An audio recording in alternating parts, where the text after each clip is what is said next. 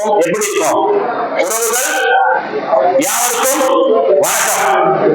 பேச சொல்லலாமா? உங்கள் கணவரையோடு அவர் பேச வராது. அனைவரும் கணவர் இருக்குன்னு நம்ம வந்து பேச வைக்கலாம். மதிப்பு மதிப்பு மதிப்பு.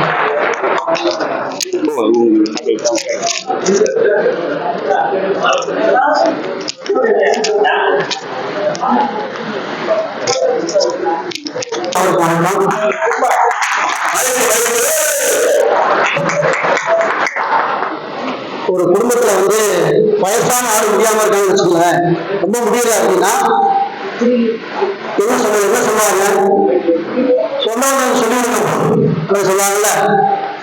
அவர் சொன்னவங்க ஒருத்தரா வரும்போது அவர் கொஞ்சம் ஆக்டிவா இருக்காரு. ஆறு கூட்டமையா வாப்பா நல்லா இருக்கியா அப்படின்னு சொல்லுவாரு. ரெண்டாவது நாள் அவர் முடிச்சு பார்ப்பாரு. மூணாவது நாள் யார் வந்தாலே தெரியும். அப்ப கடைசி வந்து கட்டி வந்துட்டாரு ஊட்டி உட்காந்துருவாங்க. அது ஊட்டி வரும்போது நீ பாரம்பரிய அந்த வீட்டுல உட்காந்துருவாங்க. இந்த மாதிரி கூட்டம் புரியல போது நமக்கு இந்த செக்ஷன் புரிஞ்சுட்டாங்க. எல்லாரும் நீங்க எல்லாரும் நீங்க கொஞ்சம் ஆக்டிவா இருப்பீங்களா? இருந்தாலும் நீங்க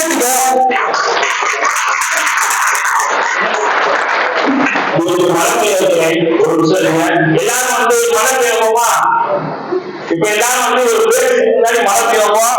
கையை பெய்யுங்க, ஒரு வரல இருக்க அடிங்க, ஒரு வரல வச்சீங்களா, ரெண்டு வரல வச்சீங்க, மூணு வரல, நாலு வரல, அஞ்சு வரல, நாலு வரல, மூணு வரல, ரெண்டு வரல, ஒரு வரல. சரியா? ஒண்ணு, மூணு, நாலு, அஞ்சு. இது இருக்குன்னா எல்லாரும் அதாவது உங்க மயக்கம் உங்களுக்கு உண்டு. சாப்பிட்டவங்க கொஞ்சம் மயக்கம் வந்து நானும் வந்து இங்கே கூடியிருக்கிற அன்னைக்கு மக்கள் அப்படின்னா நீங்க பேசிக்கிட்டே இருப்பாங்க, நம்மளை விட மாட்டாங்க அப்படின்னு உங்களுக்கு நினைக்க தோணும். இருந்தாலும் பேசித்தானே ஆகணும். இந்த நிகழ்ச்சியை ஏற்பாடு செய்த அன்புக்குரிய அண்ணன் சித்திரத்தவன் அவர்களுக்கும், அன்புக்குரிய நண்பர் திரு நரேஷ் அவர்களுக்கும், மற்ற அண்ணன் கருப்புசாமி அவர்களுக்கும், மற்ற நம்ம டீம்ல வந்திருக்கக்கூடிய யாரு அறிவு ஜெயமன் எல்லாம் பேசிட்டாங்க. எல்லாருக்கும் மனமார்ந்த நன்றிகள். ரொம்ப வெளி மாவட்டங்கள்ல இருந்து ரொம்ப முயற்சி பண்ணி பிரயாணம் பண்ணி ஏதாவது வந்து இங்க போனா நமக்கு நடக்கும். இங்க வந்து 80% பேரு தன்னுடைய சொந்த தேவைகளுக்காக வந்திருப்பீங்க அப்படின்னு நான் நினைக்கிறேன். யாராருன்னா எனக்கான பிரச்சனைக்கு மட்டும்தாங்க நான் வந்திருக்கேன் அப்படின்னு சொல்றேன். கை கொடுத்து பார்க்க உண்மையை சொல்லுங்க. உண்மை 50% பொதுநல சேவைகள் எங்கிற எல்லாம் கை கொடுக்கும் போது என்னோட சொந்த தேவைகள் எங்கிருக்கான பார்ப்பாங்க அப்படின்னு நினைப்பீங்களா? ஓகே, பரவாயில்ல, ரொம்ப சந்தோஷம், மகிழ்ச்சி. இந்த திண்டுக்கல் மாவட்டத்துக்கும் எனக்கு 1995 1995 ஒரு கனெக்ஷன் என்னன்னா, அன்னைக்கு என்ன பரிவாங்க இங்க ஒரு ஆள். இப்ப திரும்ப நம்ம வந்து இங்க பரிவாங்க என்ன செஞ்சிருக்கோம் வந்திருக்கோம். அப்ப நான் சின்ன பிள்ளை பள்ளி படிப்பு முடிச்சுட்டு அந்த ஒரு சின்ன ஷார்ட் ஸ்டோரி சொல்லணும்னு நினைக்கிறேன். படிச்சு முடிச்சுட்டு கோயம்புத்தூர்ல எங்க அண்ணன் வேலை பார்த்தாரு. அப்ப அந்த பரீட்சையில இருந்து கொஞ்ச நாள் அவரோட போயிருக்கலாம் அப்படின்னு எங்க அண்ணன் இன்னொரு அண்ணனோட நான் பயணம் பண்ணி வந்தேன். திண்டுக்கல் பஸ் ஸ்டாண்ட்ல இறங்கி பகல்லாம் உண்மை இறங்கி நிற்கும் போது அப்ப நான் சின்ன பையன் தான், கிட்டத்தட்ட 95 10வது முடிச்ச சமயம். அப்ப எங்களோட பஸ் ஸ்டாண்ட்ல வந்து ஒருத்தர் குருன்னு பாடிட்டே இருக்காரு. பார்த்துட்டு நீங்க 2 பேரும் ஒரு பிரைஸா இருக்காங்க. அவனோட பக்கத்துல வந்து நீங்க எந்த ஊருங்க? நாங்க ராமநாதபுரம். சரி, ஒரு ராமநாதபுரத்துல இங்கே வரீங்க, கோயம்புத்தூர் போறோம். நீங்க மட்டும்தான் போவீங்களா? அவன் நாங்க மட்டும் பெரியவங்க யாருமே இல்லை. கை நல்லா பிளான் பண்ணிட்டார். நீ 2 பேரும் தான் வர்றாங்க, கையில ஒரு பெரிய 2 பேக் வச்சுட்டாங்க அப்படின்னு அவர் பிளான் பண்ணி என்ன பண்ணிட்டாரு, எங்க போறீங்க இந்த மாதிரி பிளான் போறோம், எந்த ஏரியா கோயம்புத்தூர் எங்களுக்கு என்ன, நாங்க ஒரு வெள்ளாண்டியான சின்ன பிள்ளைங்க, உங்களுக்கு தெரியும் இல்ல. ஆனா கிட்டத்தட்ட வந்து அந்த 10வது பொசிஷனா பாருங்க, இப்ப எனக்கு வயசு அந்த மாதிரி சூழ்நிலையில உண்மையை சொன்னோன்னு அவர் என்ன பண்ணிட்டாரு அப்படின்னா, சரி வாங்க அந்த உங்க அண்ணன் இருக்க ஏரியா பக்கத்துல இன்னும் கூட போயிருக்கீங்களான்னு கேட்டாரு. இல்லைங்க போனதில்லை. அப்ப மாட்டினாங்கடா அவங்க அப்படின்னு சொல்லிட்டு அவர் என்ன பண்ணிட்டாரு, நம்மளை கூப்பிட்டு உங்க அண்ணன் இருக்க ஏரியாவில் நம்ம நண்பர் இருக்காரு, எனக்கு தெரியும் வாங்க அடுத்த போன் நம்பர் இங்கே பேசுவோம். அப்ப நாங்க பின்னாடியே போயிட்டோம். எங்க ரெண்டு பேக் எடுத்துட்டு அவர் சைக்கிள் வச்சுட்டாரு. சைக்கிள் வச்சுட்டு நான் முன்னாடி போறேன், பின்னாடி அவர் முன்னாடி போறோம், நாங்க பின்னாடி போறோம். அப்ப கூட்டிகிட்டே போறாரு இல்ல, நாங்களும் பின்னாடியே போயிட்டோம். அப்ப நான் என்ன சொல்லிட்டு அவர் வேற எங்கேயும் கூட்டு போறாரா, பிள்ளை மாதிரி புரிஞ்சுட்டு போயிடுவாங்க. பேசாம இருக்கான் அவங்க என்ன கத்த போடுறாங்க. போயிட்டோம். தாழ்வு ஆட்சிக்கு உள்ள போயிட்டாங்க. எங்க திண்டுக்கல் தாழ்வு ஆட்சிக்கு உள்ள போயிட்டாப்ல. நான் இங்கதான் தம்பி வேலை பார்க்க கத்த இருக்க சொல்லிட்டு போன ஆளுப்பேன். மாத்திக்கிட்டே ட்ரெஸ் கிடையாது. அன்னைக்கு அதே தாலி ஆளுநர்களை ஏமாற்றப்பட்டு அதே 2016 அதே தாலி ஆளுநர்கள் எங்க நம்ம என்ன செஞ்சோம், ஏமாற்றப்பட்டோம். சார் அது நம்மளுக்கு அப்போலேருந்து ஒரு லிங்க் இருக்கு போல, அரசுக்கு நமக்கு ஒரு லிங்க் இருக்கும் போல. சரி, இப்ப நம்மளுடைய ஒரு விஷயத்தை வந்து இங்க நான் பகிர்ந்துக்கணும்னா ஆர்டிஐ பத்தி எல்லாரும் பேசிட்டேன். எதுவும் புதுசா பேசுறதுக்கு இல்ல. எத்தனை பேர் வந்து கிராம ஊராட்சியை தவிர்த்து பேரூராட்சி, நகராட்சி, மாநகராட்சி பகுதியிலிருந்து வந்திருக்கு? பேரூராட்சி, நகராட்சி, மாநகராட்சி பகுதியிலிருந்து எத்தனை பேர் வந்திருக்கு? ஓகே, உங்க எல்லாரும் தனிப்பட்ட பிரச்சனைக்கு வந்திருப்பீங்க. ரெவன்யூ டிபார்ட்மெண்ட் இதை தவிர்த்து ஆக்கிரமிப்பு, பட்டா சம்பந்தமான விஷயங்களை தவிர்த்து பைப்லைன் அமைக்கிறது, வீட்டு ரசீது வாங்குறது, பிளான் அப்ரூவல் வாங்குறது, இது போன்ற சேவைகளுக்கு நீங்க ஆர்டிஐ பயன்படுத்துறவங்க எத்தனை பேர் இருக்கீங்க? பேரூராட்சியில் இருக்கிறவங்க, நகராட்சியில் இருக்கிறவங்க, மாநகராட்சியில் இருக்கிறவங்க. ஓகே, இப்ப எண்ணிக்கைக்குரிய நபர்கள் பண்ணிருக்கீங்க. உங்க எல்லாருக்கும் ஆர்டிஐ தாண்டி ஒரு முக்கியமான விஷயத்தை நான் சொல்ல போறேன். ஜஸ்ட் ஒரு 5 நிமிஷத்துல நான் சொல்லி முடிச்சிடறேன். என்னன்னா, உள்ளாட்சி முறைமன்ற நடுவம்னு ஒரு நடுவர் எத்தனை பேருக்கு தெரியும்?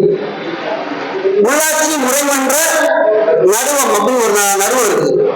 இந்த உள்ளாட்சி முறைமன்ற நடுவத்துடைய ஒரு வருஷ வழக்கு எண்ணிக்கை அப்படின்னா 350 தான். ஆனா தகவல் ஆணையத்துல வழக்கு எவ்வளவு தெரியுமா? லட்சக்கணக்கா கிடைக்கு. ஒவ்வொரு வழக்கும் விசாரணைக்கு வருவதற்கு வருடங்கள் ஆகிறது. ஆனா உள்ளாட்சி முறைமன்ற நடுவத்துக்கு நம்ம போக பழகிட்டோம்னா 2 மாசத்துல அந்த பிரச்சனை சால்வ் ஆயிடும். 2 மாசம் தான். எனக்கு தெரிஞ்ச ஒரு தம்பி பரமக்குடியில ஒரு தம்பி வரி அதிகமா போட்டாங்கன்னு உள்ளாட்சி முறைமன்றத்தில் புகார் கொடுத்து 2 மாசத்துல அந்த பிரச்சனை சால்வ். கோயம்புத்தூர் அதே மாதிரி கேட்டாங்க. அவரு ஏரியாவில் ஒரு தம்பி. இந்த உள்ளாட்சி முறைமன்ற நடுவத்தை எப்படி அணுகுதுன்னா, நீங்க உள்ளாட்சி முறைமன்ற நடுவம் அப்படின்னு கூகுள்ல போய் நீங்க டைப் பண்ணாலே உங்களுக்கு அந்த பேச்சு வந்துடும். ஒரே ஒரு ஆணையர் இருக்கார். அவர் பேர் பாரேஸ் மாலிக் கான். அவர் பேர் பரேஷ் கான். சார் மாலிக் பரேஷ் கான் அவர் பேர். அவர் தான் ஆணையர். கிட்டத்தட்ட ரொம்ப கம்மியான மனுக்கள் தான் போகுது. இதுல என்னன்னா, ஊராட்சி ஒன்றியம், மாவட்ட ஊராட்சி, பேரூராட்சி, மாநகராட்சி, நகராட்சி இந்த பகுதியில் வசிக்கக்கூடிய மக்கள் உள்ளாட்சி அமைப்புகள் தேர்ந்து நமக்கு பெறக்கூடிய திட்டங்கள் ஏதாவது நமக்கு கிடைக்கலன்னா இந்த உள்ளாட்சி முறைமன்ற நடுவத்தை நம்ம அணுகலாம். அது எதுக்காக இருந்தாலும் இதை நம்ம பழகிக்கணும். இதுக்கு நம்ம ஆர்டிஐக்கு என்ன பண்றோமோ அதே சேம் தான். 10 ரூபா ஸ்டாம்பை ஒட்டி நம்ம என்ன பிரச்சனை எழுதி நம்மளை யார் வந்து அழைத்து வச்சாங்களோ அந்த அலுவலோட முகவரி போட்டு அனுப்பிட்டோம்னா நம்ம பதிவங்கள் அனுப்பினா போதும். நம்ம ஆன்லைன்ல கூட அனுப்ப மாட்டோம். பதிவங்கள் அனுப்பும்போதும் ஒரு வாரத்துல வழக்கு என்ன செய்யறாங்க, பதிவு பண்ணிடுறாங்க. விசாரணை 2 மாசத்துல முடிஞ்சிடும். இதை நீங்க எல்லாம் கத்துக்கணும் அப்படிங்கிறது என்னுடைய ஒரு ஆசை. ஆர்டிஐ அப்படிங்கிறது நிறைய எல்லாருமே சொல்லிட்டாங்க. இது ஒரு புதிய தகவலா இருக்கட்டும் உங்களுக்கு நான் நினைச்சீங்க. ஊராட்சி கிடையாது.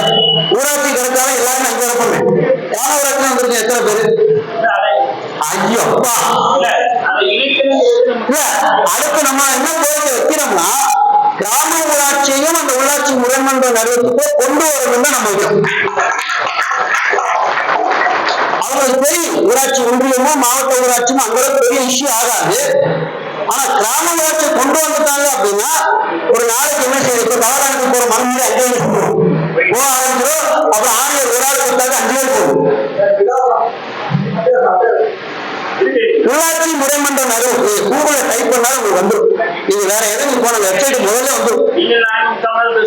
பேசிப்போம். நான் இப்ப ரீசெண்டா கூட அந்த உள்ளாட்சி முறைமன்ற வீடியோ பண்ணிருக்கேன்.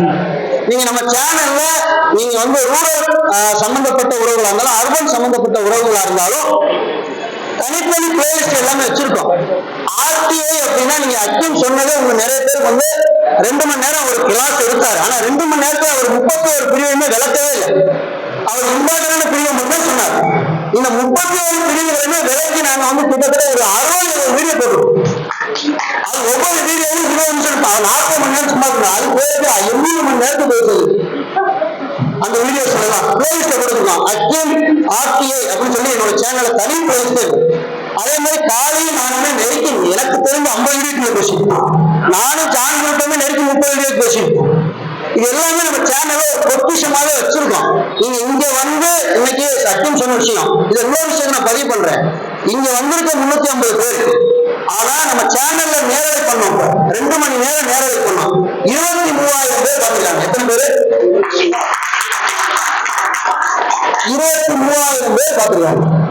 ஆக மொத்தம் இந்த அவங்க எடுத்த அந்த பெரிய முன்னெடுப்பு, அண்ணன் சித்திரத்தெல்லாம், அண்ணன் நரேஷ், அண்ணன் கருமசாமி எடுத்த முன்னெடுப்பு இன்னைக்கு கிட்டத்தட்ட நெருக்கி 25,000 பேருக்கு போயிருக்கு அப்படின்னா உண்மையிலே பாராட்டத்தக்கது. நாங்க ரொம்ப மகிழ்ச்சியோட நான் அவங்களுக்கு நன்றி சொல்லிக்கிறேன். இது நான் காலையா இருந்தா சொன்னார், காலையா இருந்தாலும் சரி நானா இருந்தாலும் சரி, ஒரு டவுட் அப்படின்னா யாருக்காவது போன் அடிச்சு கேட்கணுங்கிற அந்த மைண்ட் செட் வெளியே வந்துடும். ஆனா நாங்க என்னைக்குமே மைண்ட்ல வச்சுக்கவே இல்லை. முடிஞ்சா காலேஜ்ல டிஸ்கஸ் பண்ணுவேன், காலேஜுக்கு என்ன செய்யலாம், இதுல தேருங்க, அதுல தேருங்க, அதுல தேருங்க, அவ்வளவுதான் எங்களோட டிஸ்கஷன். காலையும் அவர் பேரு தேர்தான் இணைய பிடிச்சாரு. 2017 நானும் காலையும் பக்கத்து ஊர் தான், ஆனா நாங்க வந்து முகநூல்லாம் சந்திக்கிறோம். இந்த மாதிரி நல்ல விஷயங்கள் செய்யும்போது உங்களோட தேவை எந்த அளவுக்கு தீவிரப்பட்டோ அந்த அளவுக்கு உங்களோட வெற்றி கிடைக்கும். நான் உண்மை சொல்றேன், என்னோட அனுபவம். ஒரு விவசாயி, நானு ஒரு விவசாயிங்க 2016 வரைக்கும் எனக்கு ஒண்ணுமே இருக்காதுங்க. என்னைக்கு ஒரு அலுவலர் ஒரு நாளுக்குள்ள அரசாங்கத்துக்கு நிறுத்தி வைக்கப்பட்டார், அதோட கோபம், அதோட ஆக்ரோஷம், அதோட வெறிதான். நம்ம யாருக்கிட்டையும் போய் கேட்கணும், யாருக்கு கத்துக்கணும் முயற்சி பண்ண அக்கிமருக்கும் உண்மையில அவரோட ரொம்ப நிறுத்தான வகுப்புல வந்து அது வரைக்கும் நம்மளோட தேடல் தான். இன்னைக்கு நம்ம சொல்லிக் கொடுக்குற ஒரே ஒரு தாரை மந்திரம், யாரையும் நம்பாதீங்க, யாரையும் நம்பாதீங்க. ஆமாம், நமக்கு ஐடியா சொல்லுவாரு, அக்கிம் ஐடியா சொல்லுவாரு, பேரட் ஐடியா சொல்லுவாரு, போன் நம்பர் எல்லாரும் கொடுத்துருக்காங்க, வீட்டுக்கு போனா அவங்க போன் பண்ணணும். சக்சஸ் ஆகாது. ஆளுக்கு ஒரு நிலையில இருப்பாங்க. நீங்க போன் பண்ற நேரம் அண்ணன் வண்டி ஓட்டிட்டு இருப்பாரு, அக்கிம் பைக்ல போயிட்டு இருப்பாரு, நான் எங்கேயாவது முக்கியமான இடத்துல விட்டு நீங்க நினைக்கிற சாதிக்க எரிச்சல் வந்து உங்களுக்கு. அப்ப நீங்க சக்சஸ் பண்ணணும்னா உங்களை நீங்க முதல்ல தயார்படுத்தணும். உங்களை நீங்க தயார்படுத்தினா மட்டும்தான் நீங்க ஜெயிக்க முடியும். சத்தியமா சொல்றேன். இல்லைன்னா இங்க வந்திருக்கிற எல்லாருக்கும் வந்து இந்த கூட்டத்தோட மன நிறைவு கிடைக்கவே கிடைக்கும். இந்த வந்திருக்க கூட்டம், நான் வந்து கலந்துக்கிட்டேன் இந்த கூட்டத்துல, உண்மையிலே எனக்கு ரொம்ப திருப்தியா இருந்துச்சு அப்படின்னு சொல்றவங்க கைக்கணும்.